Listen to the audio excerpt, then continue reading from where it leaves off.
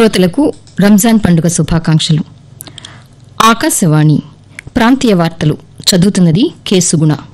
ముఖ్యాంశాలు: P4 భావితరాల భవిష్యత్తు కోసం రూపొందించిన కార్యక్రమమని ఆంధ్రప్రదేశ్ ముఖ్యమంత్రి నారా చంద్రబాబు నాయుడు వెల్లడించారు. స్వర్ణాంధ్ర 2047 లక్ష్యాల సాధనకు P4 విధానం ఎంతో ఉపయోగపడుతుందని ఆంధ్రప్రదేశ్ ఉప ముఖ్యమంత్రి కె పవన్ కళ్యాణ్ అన్నారు. తెలంగాణ రాష్ట్రంలో సన్నబియ్యం పంపిణీ కార్యక్రమం ఒక చారిత్రాత్మక ఘట్టమని ముఖ్యమంత్రి ఏ రేవంత్ రెడ్డి తెలిపారు. క్రమశిక్షణ, దాతృత్వం, ధార్మిక చింతనలకు ప్రతీకగా నిలిచే రంజాన్, ఈదుల్ ఫితర్ పండుగను ముస్లిం సోదరులు ఈరోజు భక్తి శ్రద్దలతో జరుపుకుంటున్నారు. బెట్టింగ్ యాప్లను ప్రోత్సహిస్తున్న వారిపై పోలీసులు కఠిన చర్యలు తీసుకోవాలని తెలంగాణ ఐటీ శాఖ మంత్రి డి శ్రీధర్ బాబు ఆదేశించారు. వార్తల వివరాలు: రాష్ట్రాభివృద్ధి చేస్తూనే ప్రతి పేద కుటుంబాన్ని పైకి తీసుకువచ్చి తీర్తామని ఆంధ్రప్రదేశ్ ముఖ్యమంత్రి నారా చంద్రబాబు నాయుడు ఉద్ఘాటించారు. P4 కార్యక్రమాన్ని ముఖ్యమంత్రి లాంఛనంగా నిన్న ప్రారంభించారు. అమరావతి సచివాలయ సమీపంలో ఏర్పాటు చేసిన భారీ బహిరంగ సభలో ఉప ముఖ్యమంత్రి కె పవన్ కళ్యాణ్తో కలిసి జీరో పావర్టీ P4 లోగోతో పాటు ప్రత్యేక పోర్టల్ను ముఖ్యమంత్రి ఆవిష్కరించారు. ప్రపంచం మొత్తం అధ్యయనం చేసి P4 కార్యక్రమానికి శ్రీకారం చుట్టామని చెప్పారు. ఈ సందర్భంగా ముఖ్యమంత్రి మాట్లాడుతూ, ఇది ఒక వినూత్నమైన కార్యక్రమం. ఇంతవరకు చరిత్రలో ఇండియాలోనే కాకుండా ప్రపంచం మొత్తం కూడా అధ్యయనం చేశాను. ఇది డబ్బులతో పరిష్కారం అయ్యేది కాదు, మనసు పెట్టి పనిచేస్తేనే పరిష్కారం అవుతుంది. సమాజం వల్ల పైకొచ్చిన 10% ఇప్పటికి కూడా ఇన్ని సంస్కరణల ద్వారా, రాజ్యాంగంలో పెట్టిన రిజర్వేషన్ల ద్వారా ఇప్పటికీ పైకి రాని కుటుంబాలు 20%. ఈ ఇద్దరు కలిసి పనిచేయాల్సిన అవసరం ఉంది. స్వర్ణాంధ్ర 2047 లక్ష్యాల సాధనకు P4 విధానం ఎంతో ఉపయోగపడుతుందని ఆంధ్రప్రదేశ్ ఉప ముఖ్యమంత్రి కె పవన్ కళ్యాణ్ అన్నారు. సమాజంలో ఉన్న పేద వర్గాల్ని పైకి తేవాలని ప్రభుత్వమే పూనుకోవడం గొప్ప విషయమన్నారు. సహకరించేందుకు ముందుకు వచ్చిన వారికి ధన్యవాదాలు తెలిపారు. ఎదుగుతున్న క్రమంలో కష్టపడి నేర్చుకున్న వారే అద్భుతాలు చేస్తారని ఆయన తెలుపుతూ, స్వర్ణాంధ్రప్రదేశ్ 2047 లక్ష్యాన్ని చేరుకునే దిశగా పేదరికాన్ని పూర్తిగా నిర్మూలించేందుకు జీరో పావర్టీ P4 పాలసీ అనే ఈ గొప్ప కార్యక్రమాన్ని ప్రారంభిస్తున్నందుకు మనస్ఫూర్తిగా అది ధన్యవాదాలు తెలియజేస్తున్నాను. ముఖ్యంగా 10 సూత్రాలు ఒక ముఖ్యమైన సూత్రంగా జీరో పావర్టీ నెరవేర్చేందుకు ఈ P4 పాలసీ అమలులోకి వచ్చింది. P4 public private people partnership అంటే ప్రభుత్వం, ప్రైవేట్ రంగం, ప్రజలు కలిసి పనిచేయటం. ఏ ప్రభుత్వం కూడా ఇంత బలంగా ఎప్పుడు పూనుకోలేదు, చేసిన దాఖలాలు కూడా లేవు. వ్యక్తులు చేస్తుండొచ్చేమో కానీ దీనిని ఒక ప్రభుత్వం నుంచి ఇలాంటి పథకానికి శ్రీకారం చుట్టినందుకు శ్రీ గౌరవ ముఖ్యమంత్రి శ్రీ నారా చంద్రబాబు నాయుడు గారికి మనస్ఫూర్తిగా వారికి హ్యాట్స్ ఆఫ్ తెలియజేస్తాను. ముస్లింలు అత్యంత పవిత్రంగా పాటించిన రంజాన్ మాస ఉపవాస దీక్షలు ఆదివారం రాత్రి ఆకాశంలో నెలవంక కనిపించడంతో ముగిశాయి.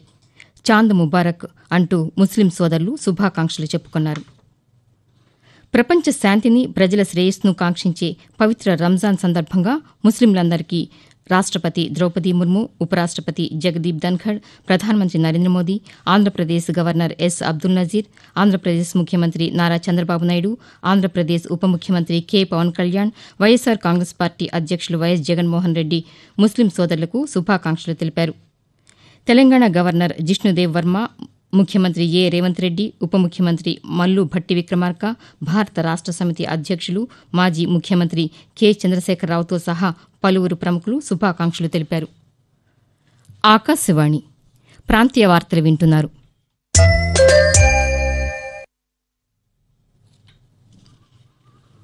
తెలంగాణ రాష్ట్రంలో సన్నబియ్యం పంపిణీ కార్యక్రమం ఒక చారిత్రాత్మక ఘట్టమని ముఖ్యమంత్రి ఏ రేవంత్ రెడ్డి తెలిపారు. సూర్యాపేట జిల్లా హుజూర్ నగర్లో ఏర్పాటు చేసిన సభలో మంత్రి ఉత్తమ్ కుమార్ రెడ్డితో కలిసి ముఖ్యమంత్రి నిన్న సన్నబియ్యం పథకాన్ని ప్రారంభించారు.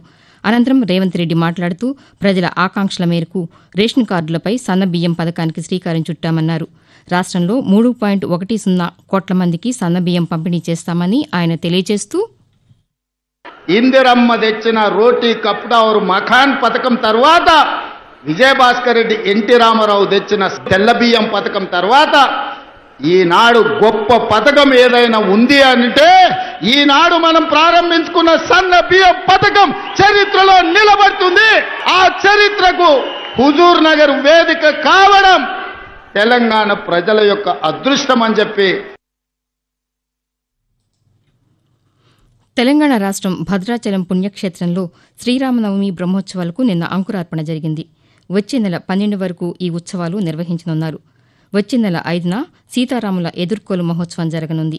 6న శ్రీరామనవమి రోజు ఉదయం 10:30 నుండి 12:30 గంటల వరకు సీతారాముల కళ్యాణ మహోత్సవం నిర్వహించనున్నారు. వచ్చే నెల 7న మహాపట్టాభిషేకం వేడుక జరగనుంది. కళ్యాణం జరిగే మిథిలా ప్రాంగణంలో ప్రత్యేక ఏర్పాట్లు చేస్తున్నట్లు భద్రాద్రి కొత్తగూడెం జిల్లా కలెక్టర్ జితేష్ వి పాటిల్ తెలిపారు. వైఎస్సార్ జిల్లా ఒంటిమిట్ట శ్రీ కోదండ రామాలయంలో వచ్చే నెల 11న నిర్వహించే సీతారాముల కళ్యాణ మహోత్సవానికి ఆంధ్రప్రదేశ్ ముఖ్యమంత్రి నారా చంద్రబాబు నాయుడును తిరుమల తిరుపతి దేవస్థానం చైర్మన్ బీఆర్ నాయుడు ఆహ్వానించారు. నిన్న ఉండవల్లిలోని ముఖ్యమంత్రి నివాసంలో ముఖ్యమంత్రిని ఆయన కలిశారు. ఉత్సవాల ఏర్పాట్లు, అభివృద్ది పనులు, భక్తులకు కల్పించాల్సిన సదుపాయాలు, చేపట్టాల్సిన పనులపై చర్చించారు. అనంతరం చంద్రబాబుకు బ్రహ్మోత్సవాల ఆహ్వాన పత్రిక, స్వామివారి ప్రసాదాలు, విశ్వావసునామ సంవత్సర ఉగాది పంచాంగం అందజేశారు. బెట్టింగ్ యాప్లను ప్రోత్సహిస్తున్న వారిపై పోలీసులు కఠిన చర్యలు తీసుకోవాలని తెలంగాణ ఐటీ శాఖ మంత్రి డి శ్రీధర్ బాబు ఆదేశించారు. తెలంగాణ రాష్ట్రం జయశంకర్ భూపాలపల్లి జిల్లాలోని కాటారంలో నిన్న ఆయన పర్యటించారు. నూతనంగా ఏర్పాటు చేసిన సీసీ కెమెరాల కమాండ్ కంట్రోల్ రూమ్ను మంత్రి ప్రారంభించారు. జిల్లాలో శాంతి భద్రతలకు పాటుపడుతున్న పోలీసు యంత్రాంగానికి ప్రజలు మద్దతుగా నిలవాలని మంత్రి కోరుతూ, ఎవరైనా బెట్టింగ్ యాప్ సంబంధించిన సమాచారాన్ని అందజేస్తే వెంటనే స్పందించి వారిని మరింత దాని పరంగా ముందుకు పోయేకుండా ఉండే ప్రయత్నం చేయాలని మీ ద్వారా అందరినీ కూడా కోరుకుంటూ, సీసీ కెమెరాలకు సంబంధించి చాలా మంచి ప్రయత్నం మేము అందరం కూడా చూసినాం. నేరం చేయాలనే ఆలోచన ఉన్న నేరస్తులు ఎవరికి భయపడకుండా చేస్తూ ఉంటారు. ఎప్పుడు చేస్తారు? చట్టం తన చేతిలో పెట్టుకొని చేసే క్రమంలో చేస్తూ ఉంటారు. ఇసుక లారీలకు సంబంధించి రాబోయే కాలంలో ఒక చిన్న సంఘటన కూడా యాక్సిడెంట్ ద్వారా జరగకూడదు. జరిగిన బాధ్యత పోలీస్ యంత్రాంగంతో పాటు ఆర్టీఏకి సంబంధించిన యంత్రాంగం పైన ఉంటుంది. Telangana public service commission TGPSC group 1 పరీక్షల జనరల్ ర్యాంకింగ్ లిస్టును నిన్న విడుదల చేసింది. ఫలితాలను అధికారిక వెబ్సైట్లో అందుబాటులో ఉంచినట్లు కమిషన్ వెల్లడించింది. గతేడాది అక్టోబర్లో గ్రూప్ 1 పరీక్షలు నిర్వహించారు. ఈ నెల 10న గ్రూప్ 1 ప్రొవిజనల్ మార్కులు విడుదల చేసింది. ఈ రోజుతో ముగుస్తున్న రేషన్ కార్డు లబ్దిదారుల కేవైసీ గడువును వచ్చే నెలాఖరు వరకు పొడిగిస్తున్నట్లు ఆంధ్రప్రదేశ్ ప్రభుత్వం ఆదేశాలు జారీ చేసింది. వచ్చే నెలాఖరులోగా ఈ ప్రక్రియను పూర్తి చేయించాలని సంబంధిత అధికారులను ఆదేశించింది. రేషన్ కార్డు లబ్దిదారుల్లో 5 ఏళ్లు నిండిన చిన్నారుల నుండి ప్రతి ఒక్కరూ కేవైసీ చేయించుకోవాల్సి ఉంటుంది. ఐపీఎల్ 2025లో భాగంగా సన్ రైజర్స్ హైదరాబాద్తో జరిగిన మ్యాచ్లో ఢిల్లీ క్యాపిటల్స్ జట్టు ఘన విజయం సాధించింది. విశాఖపట్నంలో ఆదివారం జరిగిన మ్యాచ్లో ఢిల్లీ క్యాపిటల్స్ 7 వికెట్ల తేడాతో గెలుపొందింది. టాస్ గెలిచి ముందుగా బ్యాటింగ్ ఎంచుకున్న సన్ రైజర్స్ 18.4 ఓవర్లలో 163 పరుగులకే ఆలౌట్ అయింది. 164 పరుగుల లక్ష్యాన్ని ఢిల్లీ క్యాపిటల్స్ సునాయాసంగా ఛేదించింది. కాగా Chennai super Kings, Rajasthan Royals జట్ల మధ్య అసోం రాష్ట్రం గౌహతిలో జరిగిన మ్యాచ్లో రాజస్థాన్ జట్టు చెన్నైపై 6 పరుగుల తేడాతో గెలుపొందింది. మొదట బ్యాటింగ్ చేసిన రాజస్థాన్ నిర్ణీత 20 ఓవర్లలో 9 వికెట్లు కోల్పోయి 181 పరుగులు చేసింది. 182 పరుగుల లక్ష్య ఛేదనతో బ్యాటింగ్ బరిలోకి దిగిన చెన్నై సూపర్ కింగ్స్ 20 ఓవర్లలో 176 పరుగులు చేసింది. ప్రాంతీయ వార్తలు ముగించే ముందు ముఖ్యాంశాలు మరొకసారి. P4 భావితరాల భవిష్యత్తు కోసం రూపొందించిన కార్యక్రమమని ఆంధ్రప్రదేశ్ ముఖ్యమంత్రి నారా చంద్రబాబు నాయుడు వెల్లడించారు. స్వర్ణాంధ్ర 2047 లక్ష్యాల సాధనకు P4 విధానం ఎంతో ఉపయోగపడుతుందని ఆంధ్రప్రదేశ్ ఉప ముఖ్యమంత్రి కె పవన్ కళ్యాణ్ అన్నారు. తెలంగాణ రాష్ట్రంలో సన్నబియ్యం పంపిణీ కార్యక్రమం ఒక చారిత్రాత్మక ఘట్టమని ముఖ్యమంత్రి ఏ రేవంత్ రెడ్డి తెలిపారు. క్రమశిక్షణ, దాతృత్వం, ధార్మిక చింతనలకు ప్రతీకగా నిలిచే రంజాన్, ఈదుల్ ఫితర్ పండుగను ముస్లిం సోదరులు ఈరోజు భక్తి శ్రద్దలతో జరుపుకుంటున్నారు. బెట్టింగ్ యాప్స్లను ప్రోత్సహిస్తున్న వారిపై పోలీసులు కఠిన చర్యలు తీసుకోవాలని తెలంగాణ ఐటీ శాఖ మంత్రి డి శ్రీధర్ బాబు ఆదేశించారు. ఆకాశవాణి ప్రాంతీయ వార్తలు ఇంతటితో సమాప్తం. తిరిగి 7:05 జాతీయ వార్తలు వింటారు.